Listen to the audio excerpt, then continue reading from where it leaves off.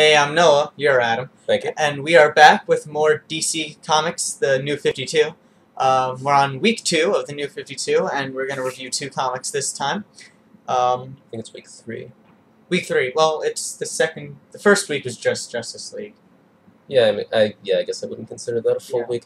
This is the week where nothing really interesting is coming out, yet somehow I bought more comics this week than any other week. Yep. So anyway, the 2 comics we're going to do in this video are Batman and Robin. And The Suicide Squad, featuring Naked Harley. Almost Naked Harley. Mostly Naked Harley. Okay. So, should we start with Suicide Squad or Batman? I think we should start with Suicide Squad. I'll start with Suicide Squad then. Now, the premise of Suicide Squad, in this and in most of its incarnations since the 1980s, has been that a group of prisoners from Belle Reve, a prison in the DC universe, who are, I'm not sure if it's been on death row or just with life sentences. A group of prisoners have their sentences commuted to be placed on Task Force X, a group put together by the government in order to go on missions that have a very high risk of death, hence the name Suicide Squad, in order to carry out the government's dirty work. And the lineup is constantly changing over time, over the years, but it usually is led by Amanda Waller from the government, who I absolutely love. Sorry, I have to mention that. I'm getting off topic. Okay. So do you want to talk about the actual book? Okay, so the actual book, there's not much story. There's not much happening to it in the first issue. Basically, it's an introduction of the 6 characters in the current roster of the Suicide Squad. You go from, one to the other to the next, just describing a little bit about their past and how they, see their personality shine a bit. And we see little bits and pieces of them getting horrifically tortured. Yes, the whole backstory is provided. Who sent you? What? Why are you here? And they're being tortured, and then they kind of have these flashbacks to what led them to join the Suicide Squad. So it's mostly one long torture scene. And do we want to actually talk about the roster? Starts off with 6 members. And is it 6 or 7? it's 6. It's 6. It's 6. It starts off with 7. Something happens. We're left with 6. Yeah. So we've got, naturally, as we see on the cover, we have Deadshot, Harley Quinn, We'll put the cover and on the King center. Shark, and also some other folks who I'm not so familiar with. So The It's hard electric guy. What's Yeah. his name? if you want to keep talking, I could. Yeah. that So I out. don't remember all their names either. Did you like the story? The story, well, there wasn't much story. I did appreciate the backstory. I thought it wasn't the best way to introduce the characters, and you didn't get much interaction between them, so it doesn't really clue you on their team dynamic just yet, like JLI did, Justice League International. But what it did do, it did kind of flesh out the characters enough where you are interested in how they will behave with the others, I think. It was Voltaic, Black Spider, and this guy. Oh, El Diablo or something? Yeah, they call him by a couple of names. So since I don't already know who he is, He's basically Dhalsim from Street Fighter. He is nothing like Dawson from Street Fighter. He shoots fire out of his stuff. He's Dhalsim. Yes. That's him on fire. But can he do a Yoga Shangri-La? I don't know. Anyway, I think he's Dhalsim. And please don't criticize saying that he came before Dawson, because I do. Yeah. But I did think they did flesh out the characters enough where you are interested in them. The ending, it is a cliffhanger like all these comics have been so far, but it does kind of come out of nowhere. I mean, it is explained and it's not just a hand wave, but it's a bit sudden. I thought. See, my problem overall with this book is that I think it's a team comic. We're getting a lot of team comics, but I think that during a team comic, rather than just showing the backstories of who's in the team and showing who these characters are, I think we need to actually see how they're going to be working together and what kind of a team this is. Because, I mean, teams can be anything from a highly effective and cohesive organization to a completely dysfunctional family. And if you're going to be reading a team comic, it's really the spirit of the team itself that's going to be driving you to read it. Well, we did get one very short, like 1 page of them acting as a team. Yeah, we got one. And it was, admittedly, I thought it was kind of good. We have maybe Yeah, we have maybe 2 pages where we actually see them in action, and I think that's probably the best 2 pages in the comic, Yeah. since not only are they actually doing something, but we probably learn more about them and the individual characters in that 2 pages just by seeing how they actually act than from them, Telling us how they act. yeah, describing where they come from and why they're in this. There was one really good line by Deadshot. Deadshot is, I'm a tremendous fan of Deadshot. He's probably one of my favorite comics characters of all time, and I love him in this. I'm not going to say as much as in everything else, but they're hitting the nail on the head with him. And I think that if we actually get to see more of his character and more of most of these people's characters, that is probably going to be going in a good direction. I don't think they're missing the mark with anyone who I know already. King Shark is a shark. Yeah, I like him. Yeah. He just likes meat a lot. That's all he says. No, wait, no. He also says closer, closer when he wants to bite someone. Yeah.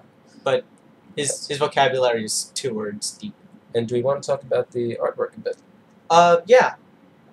It was a torture scene, and I felt it was appropriately kind of gory. The lighting was good. They had different lighting kind of for each you know, they tortured them all separately, so for each one there's like a different shade. And I thought it came across pretty well. Yeah, like you knew they were being tortured, you got the atmosphere of the room they were in, and it only took place in one room really, so. Yeah, and there's a lot of detail, a lot of good detail on it. I think that overall it works well. It's kind of dark. It's got really...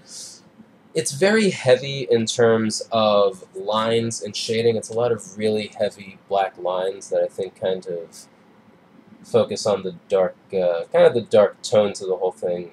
They blend together nicely. Some of the character designs I have to object to, though.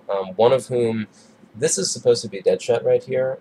He doesn't look like Deadshot to me at all. He just looks like a guy with a broken plate on his face. At least that's my interpretation of it. There's 2 things. First off, Deadshot's mask has been drawn in different ways, and it can be done either as a big metal plate or just as, I've seen it done the complete opposite, as just a sheet with a little red scope on it. And I personally prefer the less robotic kind of look, but that aside, I think just the face of the person himself looks nothing like him. No facial hair, short hair. Very short hair, I mean shorter than usual. I don't know. And the big problem that I have, and I don't think it's going to spoil or anything if I show it, is the design of Harley? Amanda Waller. Amanda Waller has apparently de-aged by 15 years. And had liposuction. Had a tremendous amount of liposuction and gotten breast implants. I mean, I love Amanda Waller. I think she's great. But she's too sexy in this. Yeah. She's not that kind of... She doesn't have big, full, juicy lips, or at least I've never... That's kind of a spoiler. Yeah, well, they don't have to read it, I guess. Yeah. But I've never, ever seen Amanda Waller looking like that. I mean, she is a boss. I mean, she is just large and in charge, if you know what I mean. Large. And in charge. I mean, I could kind of forgive it when she was in the Green Lantern movie. I can kind of forgive her depiction there, since you can't be so necessarily picky with actresses. But if you can draw a character anyway, I mean, and even giving her the shirt that opens low and revealing her cleavage, that just leaves a bad taste in my mouth. And oddly enough, the thing that I'm bothered the least by is Harley. I mean, there have been talks of her really, really skimpy design on the cover.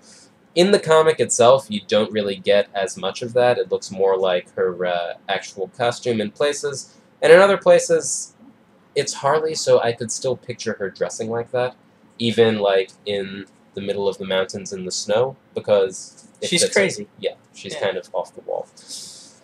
So, thoughts on this, I guess. Firstly, where would you put this on a letter scale? Letter scale, probably a high C. A high C? A high C. And that I did like it. I did enjoy the characters, and while I kind of wish there is definitely more that they could have done with the first issue, it wanted me to pick up, I do want to pick up the second issue. So is a high C like a C+, or is it just a C? A C and then maybe a T, because it's only half a plus. A C and a half plus. Yeah. I would give it more of a C-, since while there's not much in it that I think was really bad, my problem is that I feel like having finished the comic, I don't know anything more than I did before I read the comic. Well, that I mean, is a difference between us. He actually did read Suicide Squad. I actually don't generally read Suicide Squad. Oh, I mean, yeah. I've read... You've read the characters. You know yeah, the I mean, characters. I've read a lot of things that have these characters in them. I have read a bit that has the Suicide Squad, but I'm not like a major Suicide Squad fan. And I came in kind of new to a Yeah. lot of these characters. And I mean, and even with the characters that I didn't already know, I don't really feel like I know much more about them having picked this up. So that's my biggest complaint, that I don't really feel like it's starting the story at all. But yeah, and as far as... Actually, I just came up with, I think, a comparison. Mhm. If you know the A-Team, and you know, like, the opening thing where they kind of go through, you know... It's kind of just the opening credits to the A-Team without the episode where they actually do something. I've never watched the A-Team, but it does feel... It feels kind of like the opening credits, too, because I kind of think of another show that's like that. The Green Hornet, for example. There's a little narration that talks about who Britt Reed is, what he does, and everything that pretty much summarizes the entire premise in 30 seconds. I'd say it's kind of like that, only it's a full book. Again, there are things in here that could lead to something. There are things in here... There's the pages when they're actually in action that I think is very promising, but at the same time, the book itself, I wouldn't say is fantastic. So yeah, C-. And we're back with more DC, the New 52. Although, as I said the last time we did this, from your perspective, we didn't go anywhere. We actually didn't go anywhere. But anyway, we're back with Batman and Robin. So do you want to start us off? Or should I? I think if we just have sort of a summary of the book, I think before maybe we should just say, this Batman and Robin is indeed Batman and Damian, kind of continuing from where we left off before the relaunch. We're not going back in time, as some suspected we might. And we're not 5 years in the past either. And we're not 5 years in the past, as we were in... Detective. Detective was present. Was it? Oh. Yeah. No, I think it was Justice League. We were 5 years in the Yeah, past. yeah, that's what I mean. So we're back in the Batman's present in day. everything. It gets confusing. He's in a lot of things. So we're pretty much continuing from where we left off. And this story, do you want to talk about what it's about? Okay. Well, it's the first time that Batman is using Damian as Robin. It's the first night, really. Or it seems like it. One of the earlier nights. I don't remember that being a plot point. Well, I'm getting to it.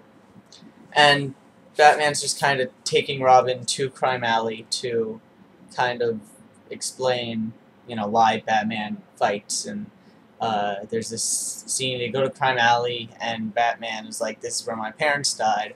But instead of visiting on the anniversary of their death, I'm going to start visiting on their wedding anniversary. And Damian's like, I don't care about any of that shit. This shit's stupid. Let's just get to fighting.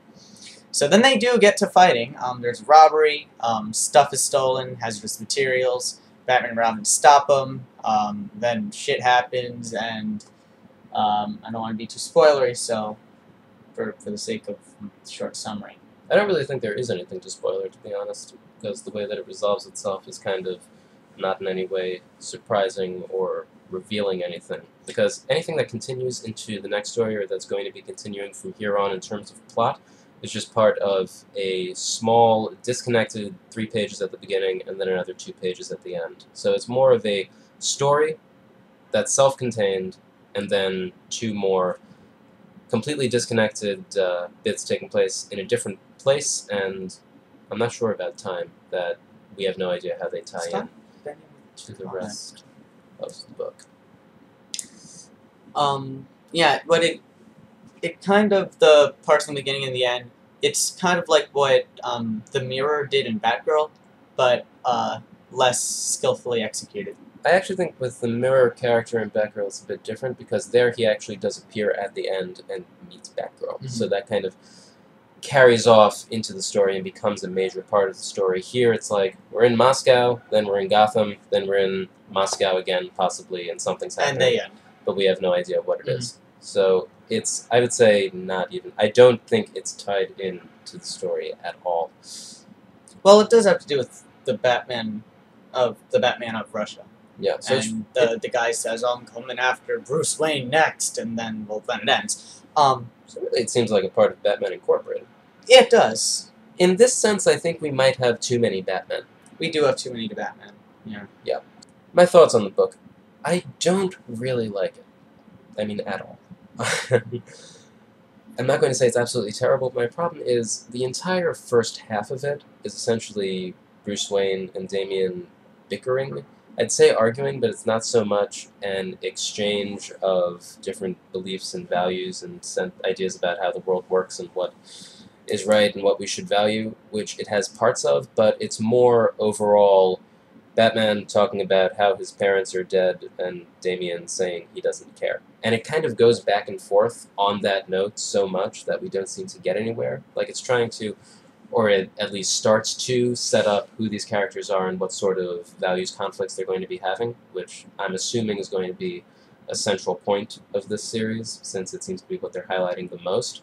But I don't think it's really developed in a way that sets that rolling. I think it's more elongated more than it has to be and thrown in with a lot of just sort of arguing. Kind of like Batman and Green Lantern in Justice League #1. I feel like it's more people talking about stuff than people expressing stuff. Mhm. And during that entire time period, there's really no story going on. It's not developing any plot elements, it's just this kind of character exposition and character discussion. So when that goes on for a good 9-10 pages, I don't really think it's going to contribute much. So then when the action finally does pick up, we only get maybe half an issue at the most, and it's completely resolved in a way that I'm not going to say it's badly developed, I'm not going to say it's a bad sequence, an action sequence, but it feels very kind of generic and unimportant.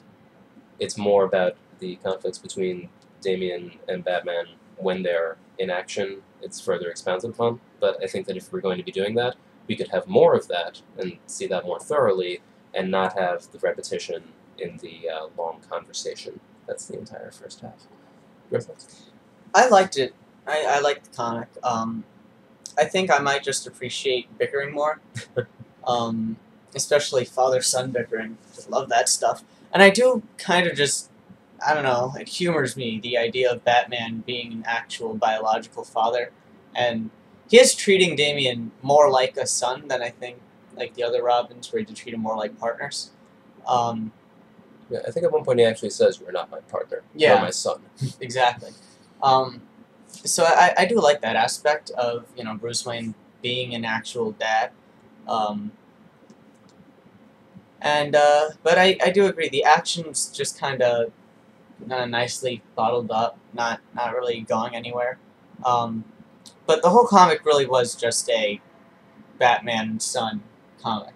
Yeah. It was, you know, Batman, Damian, I don't want to say anyway, Batman and Damian just kind of bickering and arguing over, you know, stuff like why Batman fights and why he fights. I mean, we're not, you know, expressly told, but, you know, Batman obviously fights for vengeance, you know, because his parents died, he wants to avenge their deaths. And we're not really quite sure why Robin fights, but we know that he does want to fight crime. Yeah, definitely. Yeah, and he's just excited to fight. This could just be, you know, be because of how he was raised by kind of Ra's al Ghul and the League of Shadows? Assassins. League of Assassins. But I'm excited just kind of see how they...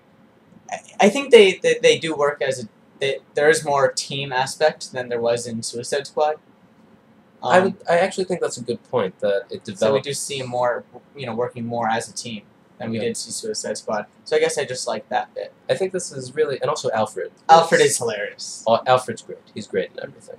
We're Alfred fans, in case we hadn't mentioned You that. made an Alfred symbol. Yes, we could show that to them at some point. But I think that if this is reflecting what the series is going to be about, then it really is, I'm sure, very heavy on characters and not so much on plot, or at least this issue doesn't execute very much in the way of plot. I'm not saying that it's unappealing, but I think that for this issue at least, it seems to drag a lot. And Yeah, I'll agree with that. Yeah, and do you want to talk about the art? Yeah. The art, I found it simple, kind of cut and dry, you know, just kind of. unlike the cover, which I really like, there isn't much like shading or changes of shade and color in the actual comic. Everything just seems to be kind of this one shade of blue or one shade of red, a lot of grays too, one shade of gray or one shade of black. Yeah, I don't think it's necessarily drawn badly because I don't think you always need that kind of heavy shading, but I think the color palette is kind of poorly executed in most parts because it's not just a dark palette, but it's very drab and gray, and everything kind of bleeds into each other, or at least just kind of blends into each other, like creating this sort of a slate. And overall, I don't think it does much on any level to create any sort of atmosphere or really show us what kind of that's Wayne Manor. But it's not just that one scene.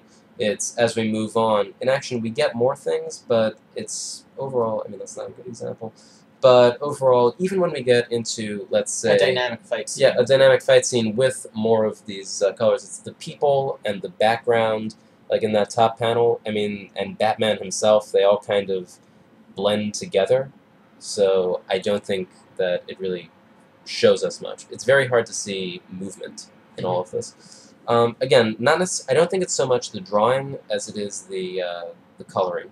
I think could have been done much differently and much more effectively. So where would you put it on a scale? On a letter scale, I mean, again, I think there are some interesting themes brought up, but in terms of execution, I would put it at a D. D? Yeah, that's again, my own personal preferences. I'd put it like Suicide Squad, high C. C&5 plus or something. And would you recommend this particular comic? If you like Batman, yeah, but if you just want 1 or 2 Batman comics, because there are like 8 or 7 coming out in the New 52, then if you only want to like buy 1 or 2, then this one don't get Detective, get Justice League, but this you might want to pass until it develops more. I'm waiting for Batman. I mean that's what I Snyder. Yes, I think if we really want to see some Batman, that's what we should look at. This, it's more. I'd say it's really more of a Robin comic. It is. And one thing I do like is that Damian is very different from every other Robin, and I think every Robin is very different from every other Robin. So, but Damian more so because Damian's already trained.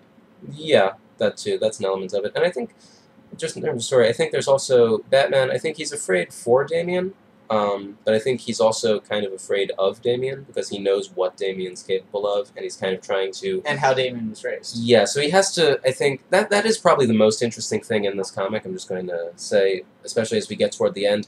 On some level, he kind of has to try to protect Damian, but at the same time, he has to protect people from Damian. And I think that's a very interesting dynamic. So I'd be curious to see where it goes, but for this particular issue, I wouldn't say that it's something that's really worth picking up.